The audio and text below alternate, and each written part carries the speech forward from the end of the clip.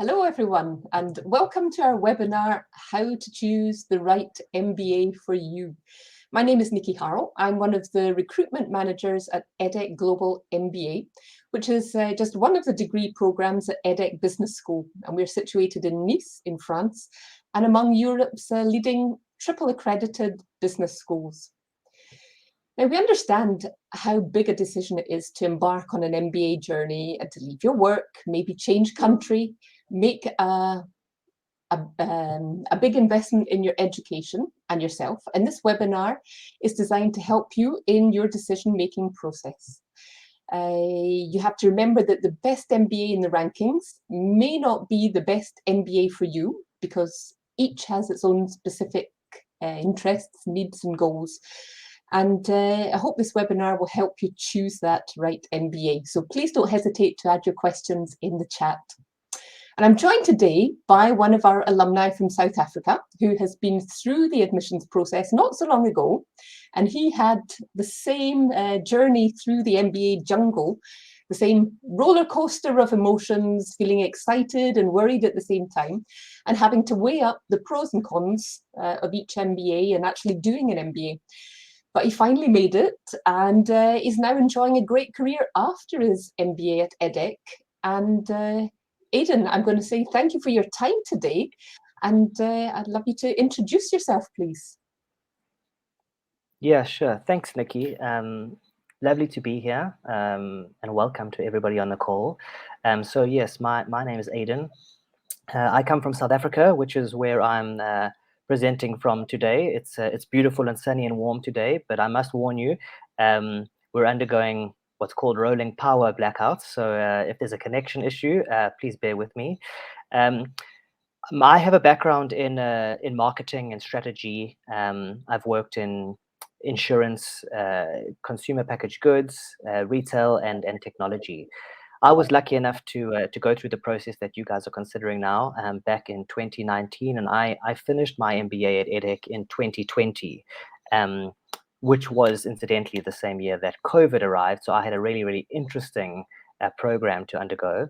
And subsequent to finishing up at EDHEC, I returned here to South Africa, where I joined a large retailer called Checkers and headed up their e-commerce division.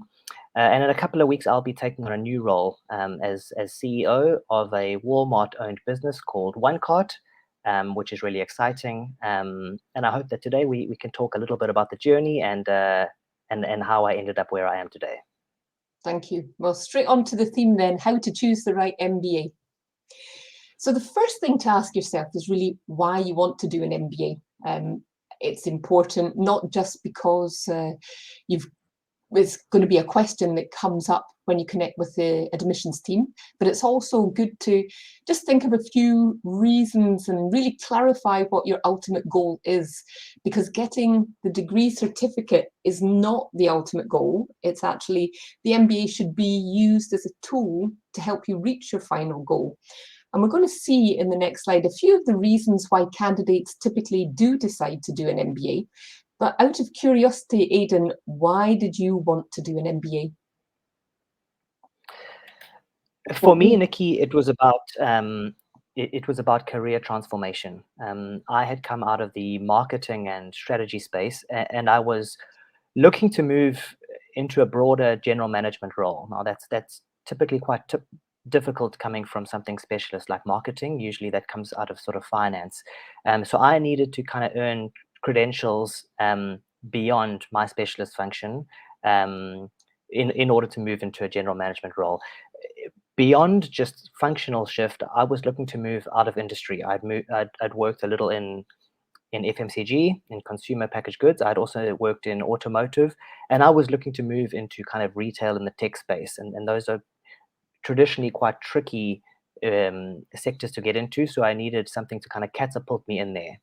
And then besides that transformation, I was also looking to gain a global perspective. I was looking to interact with kind of international voices and people from around the world, and also looking to kind of give myself a window into one day working in the developed markets, most notably Europe. So if I had to kind of categorize the two, it would be kind of career transformation here and then sort of global insights and perspective over here. Thank you. Well, let's take a look at the next slide and actually find out some of the reasons that we hear in the recruitment and admissions office. I think we're going to see some of these already echoed in the next slide. They can basically be grouped into three broad themes. So we'll have the career transformation, as you mentioned, career transformation and new opportunities to either change, accelerate, or create an enterprise, for example. We're going to have global vision and new perspectives, and also the theme of self-development, leadership, confidence, communication, and soft skills. So, like many candidates, you might also be searching for the triple jump. So that's changing the sector, the country, and job functions. And about 2/3 of EDHEC MBA graduates do so each year. So Aidan, apart from what you've already told us, let's take a look at some of these just one by one, and you can maybe comment on their relevance for you when you were going through your decision making. I mean, for example, if we talk about the importance of networking, for example. Yeah, I mean, I guess let me start off by saying that all of these are really important, and all of these are huge value adds. But I think it's important to try and earmark which are most important to you when making this decision, because it can be quite overwhelming. So the one that you've called out, for example, networking, I mean, that's enormous. The fact that I find myself in tech now means that I'm already partnering with networks that I developed during my MBA on the other side of the world. You know, I'm already working with developers through networks that I found at EDHEC. I'm already opening up opportunities on the other side of the world, and I'm also just learning. You know, so besides the accreditation, besides the exposure it gives you, besides the opportunity to learn from one another and then leverage kind of future partnerships and collaboration, that's key. And it's not always called out, but it's really, really important, which is why, you know, when you look at a school, at least for me, it's really important to look at how diverse that profile is. And, you know, incidentally, that was one of the selling points of EDHEC, was just how diverse that class was. So networking is really important. And when looking at a school, I think it's important to look at just how internationally diverse the class profile is, because that's going to give you a much broader network to leverage now and later in your career. So your classmates are basically your future network. Can you maybe tell us who you were sharing the class with? What sort of profile? Yeah, I mean, sure. I mean, I really enjoyed the kinds of profile that we had. EDHEC has a slightly older, more mature class than a lot of other schools, which I really enjoyed because I was a slightly older candidate as well, which is really valuable because it gives you, it allows you to rub shoulders from and learn from people that have been in careers a little bit longer, people that are a little bit more mature. I really enjoyed the cross section of learning from, especially people from the Americas, South America, the Far East. I had a couple of really strong personalities in my groups from Asia, Japan in particular, which was fantastic. The Indians are always incredible as well.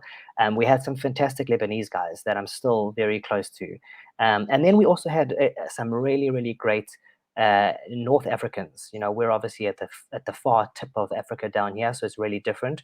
But I mean, we've got a guy I'm still close to now who hailed from Togo, and he brought a really interesting perspective. We had a guy that was going into renewables, and he came out of Cote d'Ivoire, the Ivory Coast. These are just people that I would never interact with otherwise. So that was fantastic. And a little later this year, I'm meeting up with, we're having a reunion in Europe with some of our German counterparts, one guy from Oz and another guy, Luke, from Ireland. So we're all going to meet up for a bit of a reunion because we haven't seen each other in a couple of years. So that sort of diverse cross-section is like extremely valuable, you know, not just right now for opportunities, but I think going forward to leverage, to learn from, and just to collaborate with. Okay. And if we could have a quick look at that slide again that we were looking at earlier, we see global vision. That's something that comes out quite often, people wanting to just get a better understanding of how businesses work from a global perspective. How did that impact your choice of MBA? Yeah, I think that that's something that is quite eye-opening, because people go into their MBA and if they're thinking global access or perspective, they're thinking access to jobs, but it's a lot more than that. So if I think about working, for example, with other candidates from the developing nations, for example, they had a really, really different way of working and approach to sort of getting things done. So I really enjoyed working with kind of the South Americans, the Africans as well, because they had a very, very different approach to kind of tackling problems. And especially developed nations like the US and developed Europe. Those candidates in our class learned immensely from like developing nations and vice versa. So bringing these different approaches allows you to kind of go away with a very, very global perspective of how things are done in the Far East and the developing nations and in developed Europe and the US as well. So bringing that all together in a melting pot is super important, and it goes somewhere beyond what everyone thinks when they say international exposure, which is just access to jobs, which is fantastic, but it's only sort of the tip of the iceberg. And personal development. Did you grow as a person throughout the MBA? Yeah, so one of the reasons, and maybe we'll get into this later, that I was attracted to EDHEC was because its class profile is quite small and quite old and very diverse, and I always had an aspiration to kind of lead the class, and I wanted to play a leadership role in this class, which is quite scary. These are highly capable people, but yeah, I was fortunate enough to actually to lead this class as their class representative, which was incredible, because an MBA is already challenging enough, and it's already eye-opening enough and quite stretching.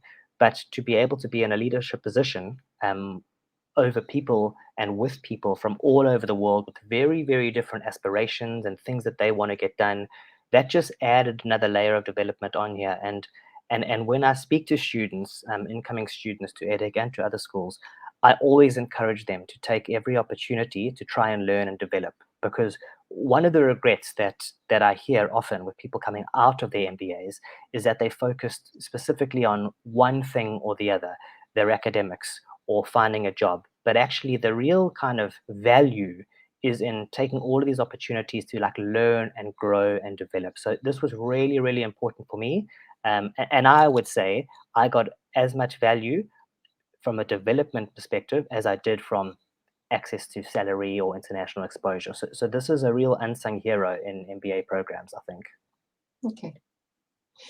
Well, once candidates have taken a look at themselves and really decided why they want to do an MBA, I think the next thing that they should be thinking about is which MBA to apply for. And this is probably the trickiest and the longest part of the process.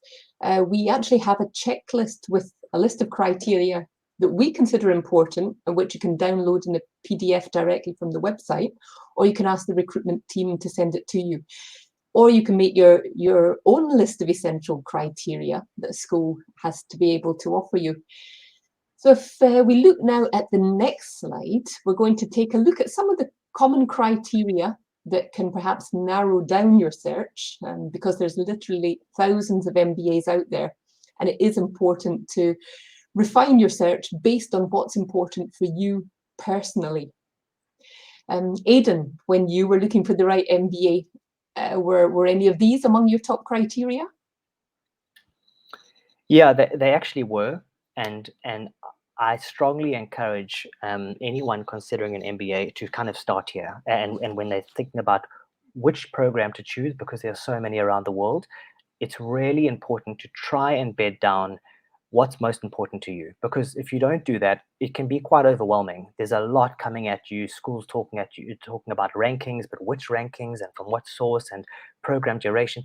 So I think it's really important to try and land on essentially why you want to do it, which you and I have covered already, and then what's most important to you. So if we look through this slide here, duration, for example, was more important to me than it might be for others. This is because I was coming into the MBA a little later in my career than most candidates would be coming in. I was coming in, I think, sort of 33.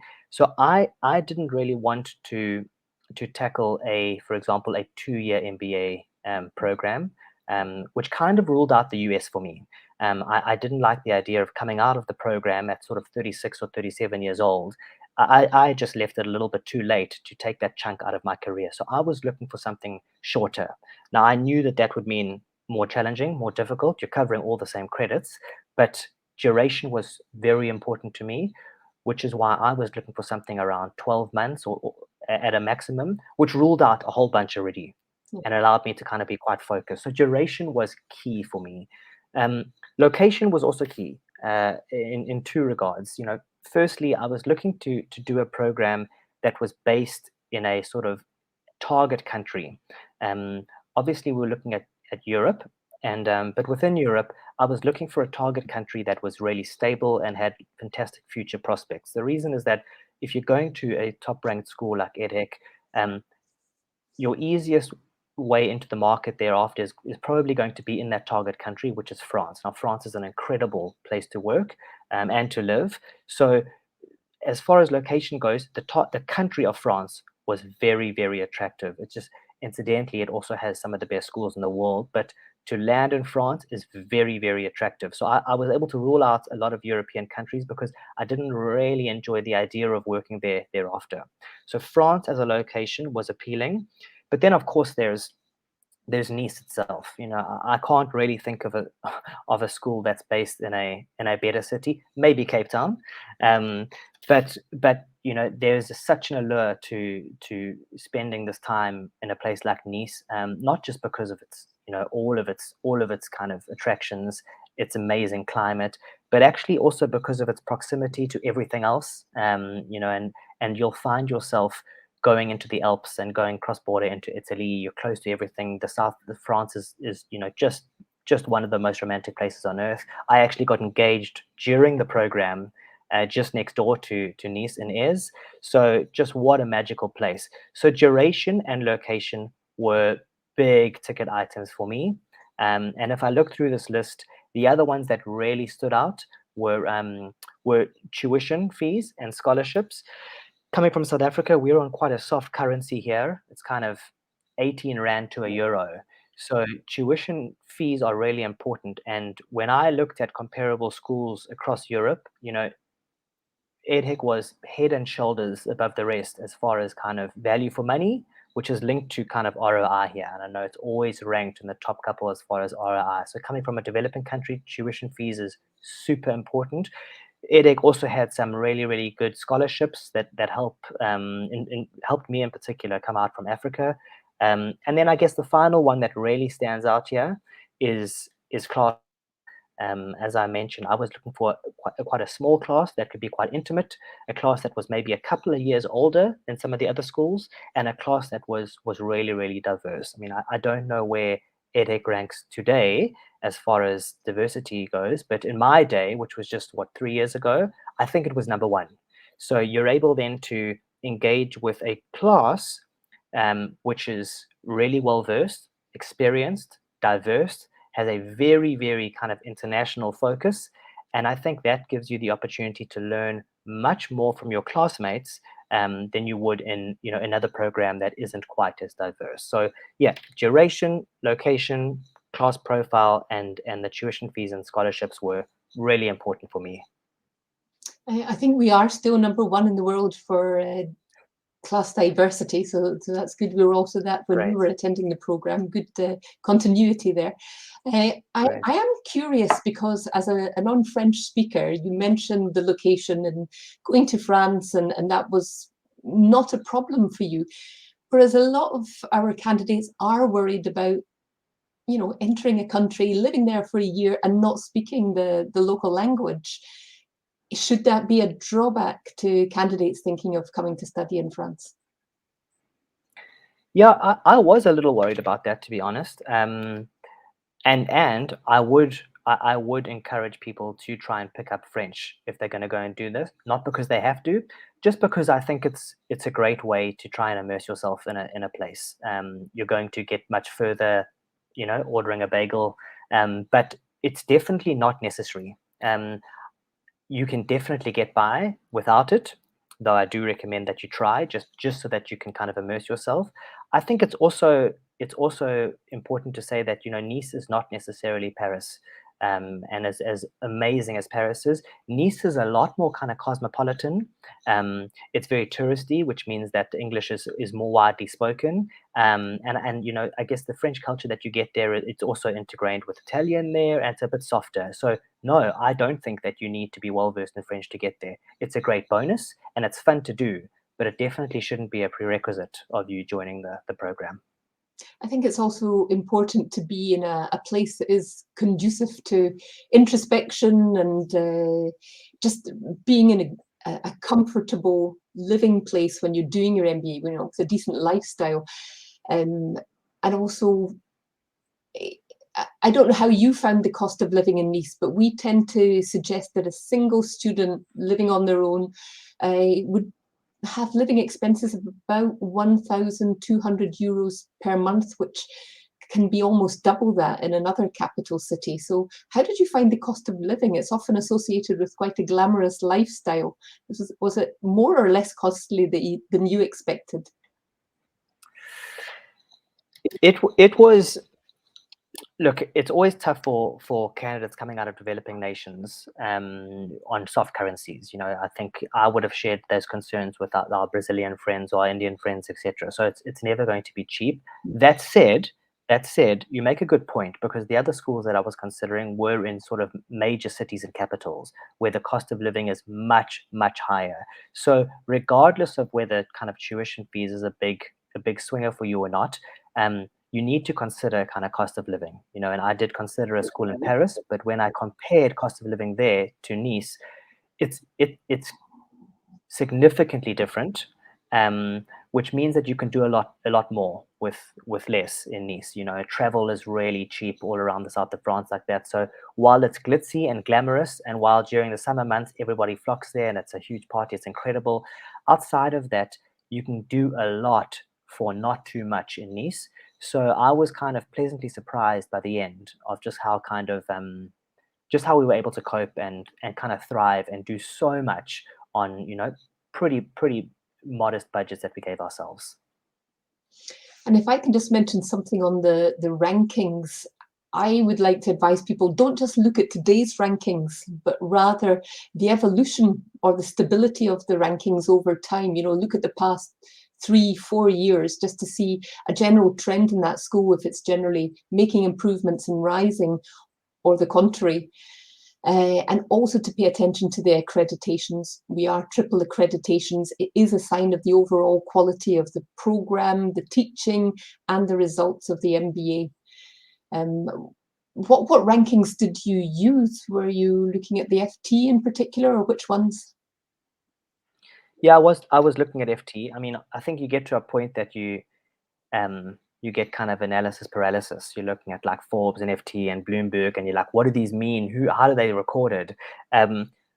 For me, yeah, you make a good point about looking at rankings over time and not in a specific year, because they do kind of tend to jump here and there. And then I guess my second piece of advice would be to focus on the components of each of those rankings. So you might find that a ranking is 7th in Europe, but you need to then go back to what's really important for you, because there will be components of each ranking. There will be a component of international diversity, for example, or ROI, or employability afterwards. You need to focus on what's important to you and look at what those rankings are that make up the total rankings. You know, and in this regard, I was really interested in kind of value for money, ROI, international class profile, and these all ranked extremely highly with EDHEC, which is what kind of swayed me. And I guess the final point I'll make about rankings is that they're a factor, and they should definitely not be the factor. You know, again, you need to establish what's important to you. Rankings will be one of those. It definitely should not be all of them, because there's so much more that the rankings don't cover. You know, like location, for example, which you just need to keep in mind. You know, so I'd say focus on what's important to you, focus on the rankings components that are important to you, and then look around and get a general feel over time and across different kind of organizations that pull it together. Don't just focus on one, because it's probably going to give you a skewed perspective. I'm just going to finish again with regards to fees, scholarships, and with regards to the ROI, because it's true, you will be able to find a less expensive MBA, but it's not going to be useful if you don't have the employment results at the end of it. And also remember that if you're told you can apply for a scholarship, it doesn't necessarily mean that it's been granted. So just make sure to anyone applying and believing that they have a scholarship, just to make sure that they do have that scholarship before moving forward with enrolment. Aidan, I think we've probably covered that slide. I don't know if there's anything else you want to comment, or if we should move on to the next slide. I think Aidan's just had one of his power outages that he was talking about. So let's move on to the next slide, this one here indeed. And hopefully he will come back and join us in a few seconds. Next advice, I think, would be to do research, which is really starting to contact the admissions office, connecting with alumni, going on to the student forums, trying to find alumni on LinkedIn, etc. So Aidan, I'm glad you made it back after only a few seconds. I'm just curious, how many schools did you shortlist, and then how did you go about finding out more about them? In my initial phase of kind of research, I think I landed on about 5. This was in kind of an information gathering phase. What do the rankings look like? I was looking at a lot of articles. I was even listening to a couple of podcasts. I then got down to, I think, sort of 5, at which point I moved to kind of another phase, which was like gathering information and brochures and things like that. So I started there, and then I kind of distilled down, dropped one out, brought another in, towards getting to EDHEC at the end. Okay. Looking at the list here, this isn't in any specific order, but if we take them one by one, looking through the website, brochures and social media, did you get a lot of information from these in particular? Was that probably your first point of contact with the school? Yeah, I think it was. I think a website gives you quite a nice flavor and kind of overview. You'll see what schools want to call out early on at the top of their page. Brochures give you a little bit more into the program, into kind of the curriculum and what that might look like, although it'll still be a little overwhelming at the beginning. And then, social media, which I didn't use much of, but we actually tried to ramp this up as a class when I was at the school. This gives you a bit of a flavor for what life is like, so where the brochure might tell you a bit about the course, the accreditation, social media might tell you what it's like to live in Nice and what the students look like and what we do for fun and where we work and what the classroom looks like. So that's quite a cool one to give you a flavor for what life is like on the ground. And our Instagram is actually maintained by the students themselves, so it really is up to date. You get a really honest insight into what's happening. You see the photos of the happy students in their classroom and some of the things that they get up to at the weekend. So I quite like that as well. It really is up to date and relevant. And how about reaching out, actually connecting with the students and the alumni? Because it's obviously a good way to understand if they have the same sort of mentality, if you're a good fit with that class. Yeah, I found this extremely valuable. So I did this toward the end of my process. In fact, I ruled out another school because I spoke to an ex-student who had just finished up, and he actually kind of turned me off that school. The website's going to tell you what the school wants you to know. The brochure is going to tell you a lot of the hard facts. The social media is going to show you what life is like. The personal contact is going to be real. You can ask some questions and get it firsthand from the horse's mouth. So I found this extremely, extremely beneficial, not just in selection of schools, but also in, what I should do in the first few months. What should I look out for? How much money do I need? If you're able to tap into kind of current or past students, it's really valuable. And I'd really encourage all incoming students to kind of lean on their admission officers to try and tap into some of those students, because that's just gold, hearing it from someone who's been through it. And in the EDHEC Global MBA, the admissions process actually involves student or alumni contact. For example, the alumni do the interviews and they leave plenty of time for Q&A. So were you interviewed by one of our alumni? Yeah, I was interviewed by a girl called Star, who I'm still in contact with now. I think she's now with L'Oreal, and yeah, she interviewed me, and it was really cool to kind of have that familiarity. And you're talking about like doing a very challenging program on the other side of the world. It can seem quite alien. It can seem quite daunting. So to have someone who's been through it and lives up the street from you here, all the way on the other side of the world, that is really familiar and really comforting. And as you say, you know, to be able to ask her a couple of questions, you know, after the interview, that also helps, you know. So that's a really important and I think valuable part of the process. And if you aren't able to do it, I would ask the admissions officer, you know, can we chat to somebody who's been through it, because it was a fantastic part of the process for me. So you're getting completely different information, or well, a different perspective on the information from the alumni as you are from the admissions team. Yeah. Yeah, I think, yeah, as you say, not different, but sometimes more relevant. You know, I couldn't expect someone in Nice to know what's really important to South Africans, but a South African would know that. You know, so they're able to connect with you on a very localized level, which is great. You know, and you guys can relate as far as, you know, what is it like to live over there? Is it too far? Do I need to speak French? And you can have a local discussion in a way that's far more casual. So yeah, a really important and valuable part of the journey for me that I really enjoyed. And when you did eventually reach out to the admissions team, did you notice anything different with the admissions team at EDHEC? Because I must admit, we do like to think that we give quite a personalized approach. I wonder if you had the feeling of sometimes some of the other schools that you were interacting with treated you perhaps a bit more like an anonymous candidate. Was there any difference in the actual admissions contact that you had?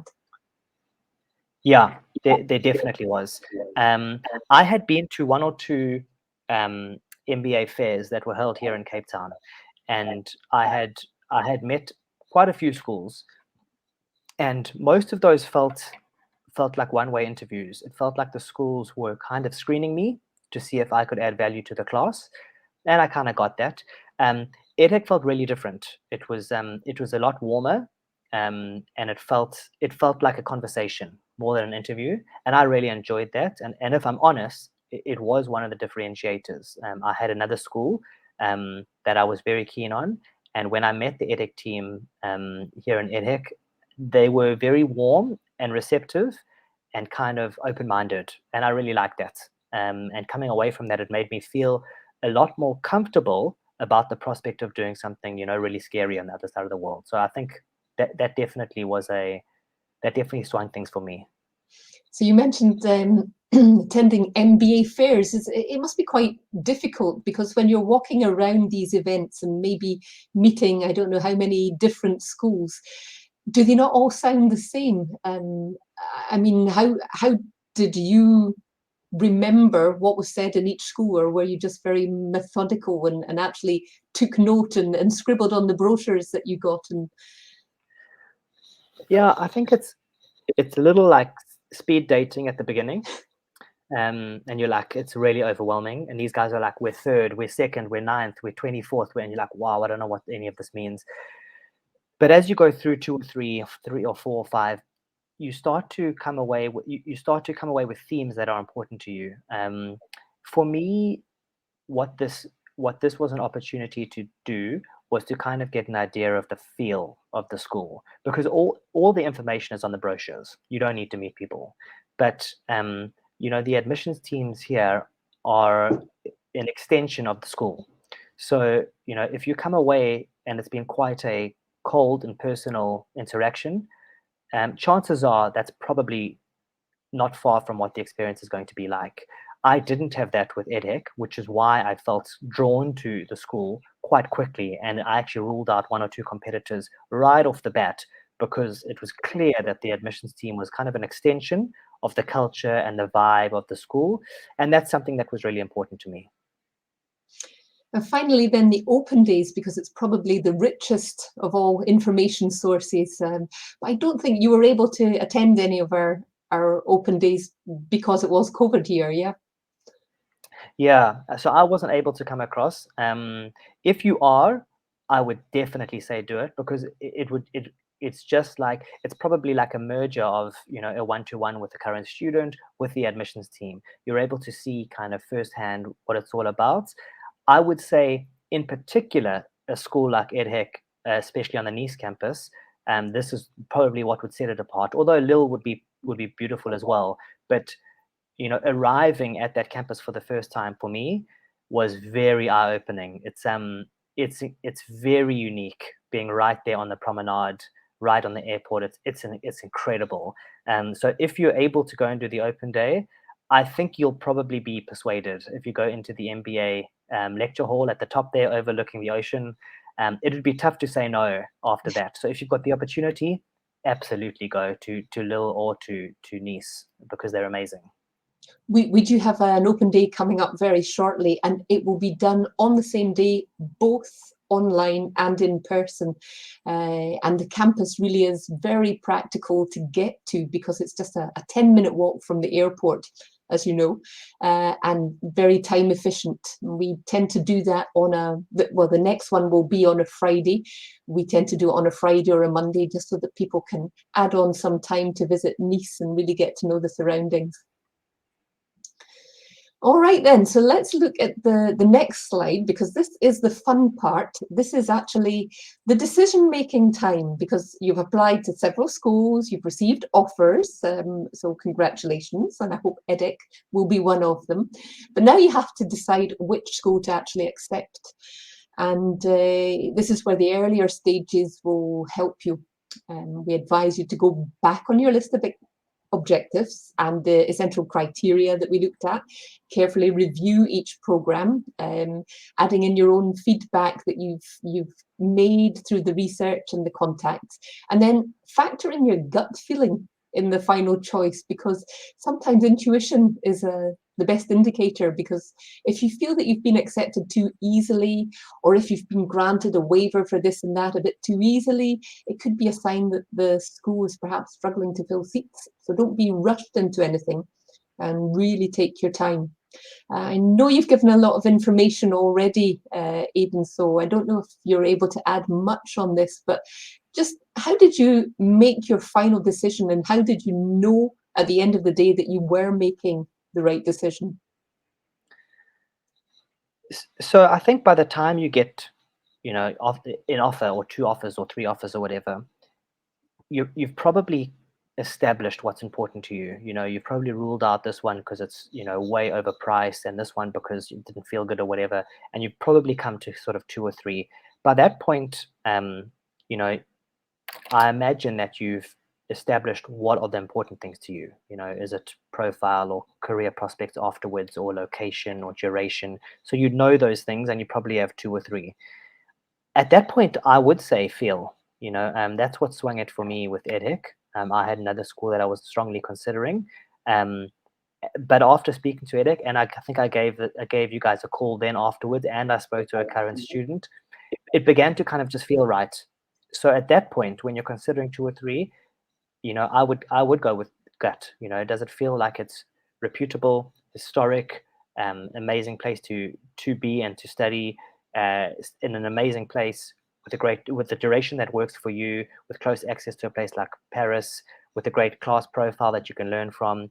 If it ticks those boxes, then I would say, as you say, you know, go with your gut, go with feel, because that's what did it for me, and that's what got me to EDHEC.